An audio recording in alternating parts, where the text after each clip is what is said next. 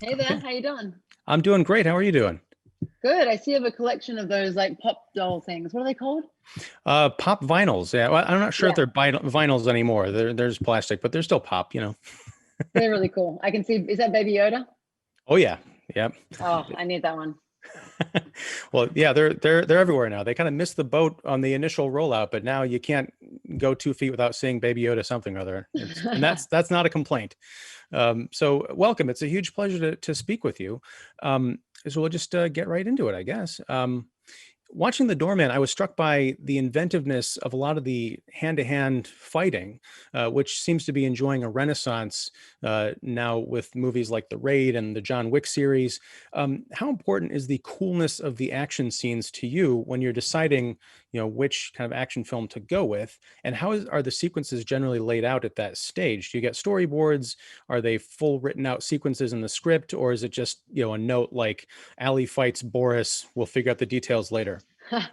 It depends on the script and it depends on the film. Sometimes they go into so much detail that I just skip it because I want to know about the story. I want to know about the characters and what happens and what the evolution is and why there is action. I don't need to know in full detail if I'm going to hit the knee, the shin, the big toe. But yeah, sometimes you get them and it's like, and then they fight. You're like, oh, but hold on a sec.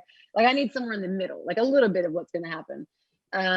Because yeah, there's nothing worse than like, and then they meet and then fight, insert later, and you're like, okay.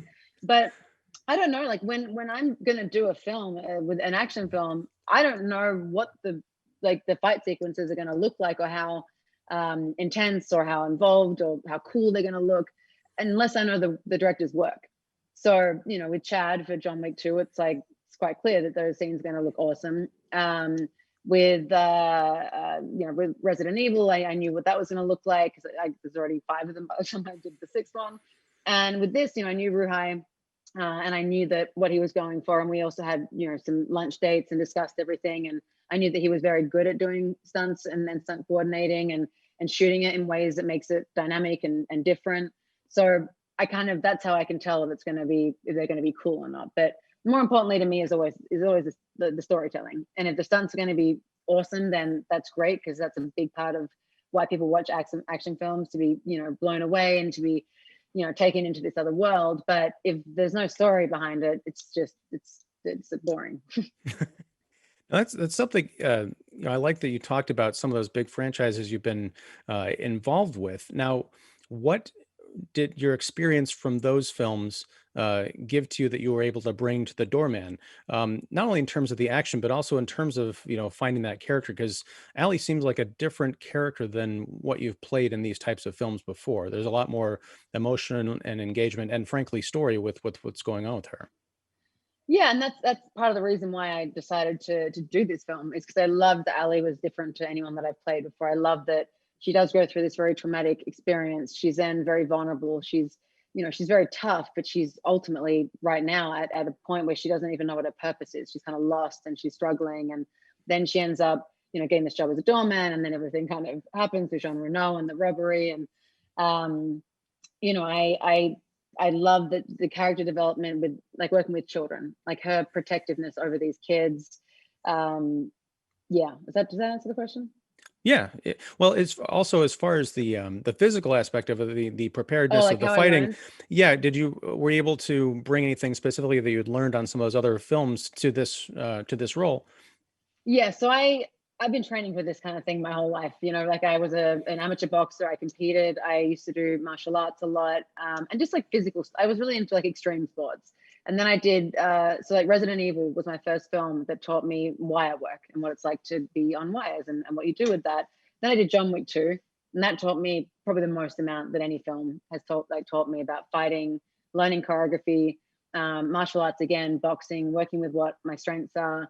And then I did a lot of gun work on between John Wick, Triple X. Everything has kind of helped lead me to be able to do these kinds of films and feel comfortable that I'm going to be adequate in selling it and being able to learn and pick it up and be fit. And I did this right after Batman, so the muscle memory, the fitness. I was like ready to go. I'm like, let's do it. But yeah, it's weird. I can learn choreography so easily, and I can film it and watch it at night before I do the scene, but I still can't learn how to dance. Still can't do a TikTok video of Renegade. Like, why? What's the difference? Now you mentioned Batwoman, and I know you left the series over the summer after the first season. So without that sort of on the horizon, are you looking to do more films, more TV series, or is there another kind of project that you just like to explore now? So I just finished a film with Morgan Freeman called Vanquish. We just finished that in Mississippi. Got two other films, but we're, at this time it's really difficult trying to figure out how, when, where, the COVID, all the new things that we have to implement. And I had my first experience of seeing what it's like to work on a film in this time with Morgan Freeman and the testing, and it's very expensive. So for independent films, it's hard for them to get up and running.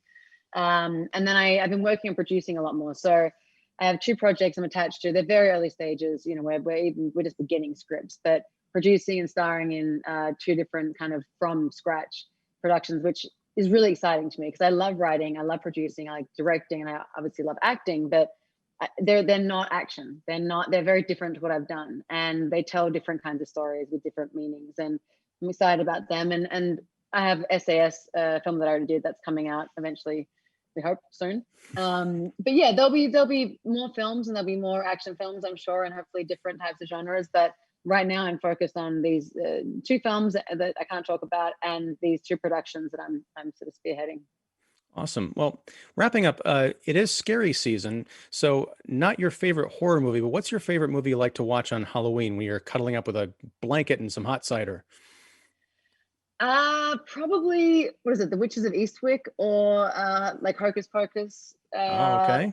those kinds of like not terribly scary ones. But I love the Saw like series. Those films I was obsessed with. Like I would watch them with the right people, but because we're in quarantine, I'm not going to watch by myself. Excellent. Well, I appreciate you taking the time to talk with me. I love the movie. Good luck with it, and good luck with all of your future adventures. Thank you very much. All right, Appreciate take it. care. All right, bye Cheers. bye.